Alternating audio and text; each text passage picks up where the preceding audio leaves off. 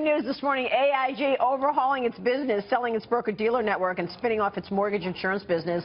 This is the company fends off an attack from activist investor Carl Icahn. Joining me now to talk more about that and the Republican field right now is former AIG Chairman and CEO Hank Greenberg. Hank, good to see you. Good to see you. Thank you so much for joining us. So we know that Carl Icahn has been circling the wagons on AIG, saying, look, you got to split into 3 companies. Today we got news. What do you think about the news that AIG is selling its broker-dealer network and conducting an initial public offering of that mortgage business? Well, you know, they're trying to take some steps to accommodate Icahn.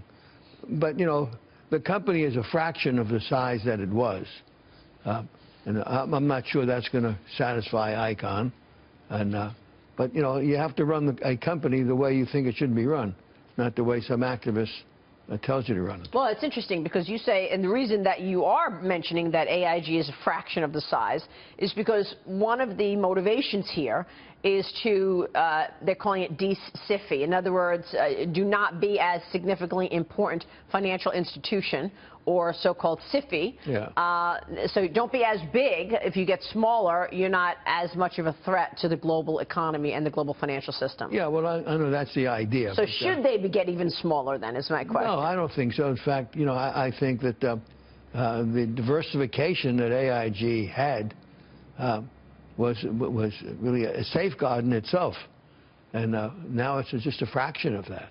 Yeah, a fraction of that, but what are they going to do to grow, in your view? So, you know, you got Carl Icahn saying, look, this is a simple choice, break into 3 companies to make sure you're not so systemically important. They're doing these moves today. You say it's much smaller and it's not going to be enough for Carl Icahn, but they shouldn't be going down that route anyway. No, but I think it's the wrong route to go, number one. It is one of the largest international insurance companies still in the world. They were in 137 countries. That diversification is very important. It was very profitable in the international side, and so that's a safeguard in itself. It wasn't the insurance business that got AIG into difficulty. Yep, I know that. It was the global products. It was the mortgage-related business. Mm-hmm. Have you spoken to Carl Icahn? You're still obviously one of the lead shareholders in AIG. No. So you don't think that obviously his plan is going to work? I think it's the wrong plan. Yeah. What do you think the company should be doing? Well, they got to run their insurance business, and I understand that they're putting out a plan today on that. Right. Yeah. They're going to IPO the mortgage business. Yeah. Okay, Hank, let me switch gears and ask you about regulation in general, because we saw MetLife do this, right? MetLife decided to spin out one of its businesses for this same reason, that the government is calling it systemically important, and I guess that designation comes with much higher costs and much tighter regulation. Yeah, well, we're over-regulated in many areas of our economy right now. And the last thing we want, what do we want to do? Have a bunch of mom-and-pop businesses? You know, if you want to compete in the global economy, you have to have size. And that size certainly was one of the diversifications that you say was actually shielding AIG in the past. None of the insurance companies got into difficulty. None. Let me switch gears and ask you about politics, because I was surprised to see recently you donated upwards of $10 million to a super PAC supporting Republican presidential hopeful Jeb Bush. What do you like about Jeb? Well, first of all, the contribution was made months ago, okay? I think Jeb Bush is the most qualified candidate in the race. He was a great governor in Florida, did a super job in many areas. Many of the things that he did in Florida we want to do nationwide. I think he understands the foreign issues very well. We're in a very dangerous world.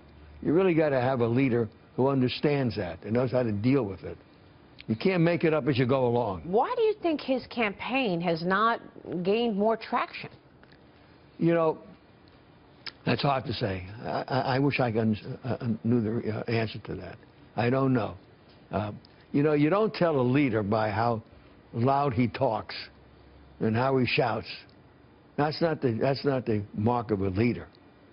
A leader's got to he's got to lead people. He's got to know something about the area that he's leading in. I think Jeb Bush has got the background to be a very good president. Look, he's got the record. He's done a very good job in Florida, which is why I'm questioning why it is that he has been unable to really resonate more with voters. I think the voters are fed up with the political system in the United States. And I think that's one of the reasons that people in the political world are having difficulty. Which is why, you know, Donald Trump is resonating, because he's out there saying, look, I'm going to fight for the little guy, and I'm going to be there, and I'm going to be tough with China and be tough with Mexico, and it's resonating. It's working. But what does being tough mean? Yeah. Do we want to have a conflict? You want to have poor relations? That doesn't make any sense. What do you think is the most important issue for business today going into this election? Well, I think business is concerned about the overregulation that we're confronting. Mm-hmm. And it's a big handicap. And Jeb Bush has said he's going to roll back a number of regulations. Yeah, you roll back those that are just more inhibiting growth. You know, if you don't grow, you don't hire people. You don't hire people, you have a problem. Yeah, and today we see Tyco and Johnson Controls announcing that it is, in fact, confirmed. They're going to do a deal, $14 billion deal. They're going to move the headquarters to Ireland. That's right. That's right. The U.S. tax rate, 35% corporate tax rate. Yeah. Ireland corporate tax rate, 14%, Hank. No kidding, they're going to move to Ireland. Of course. Yeah. Of course. So why haven't we seen tax reform? Why? Because the political system in this administration, the Obama administration, would like to raise taxes, not reduce them. I know you're just back from Argentina. Real quick, what did you learn? Well, I think the new leadership is terrific. I think there was 12 years of poor leadership. I think the new president has done more in 30 days than anyone thought could be done. I think we used to operate there, we're going to operate again. Hank, good to have you on the program today. Good to be with you. Thank you so much. Hank Greenberg is the former CEO of AIG, CEO or chairman of CV Star. Before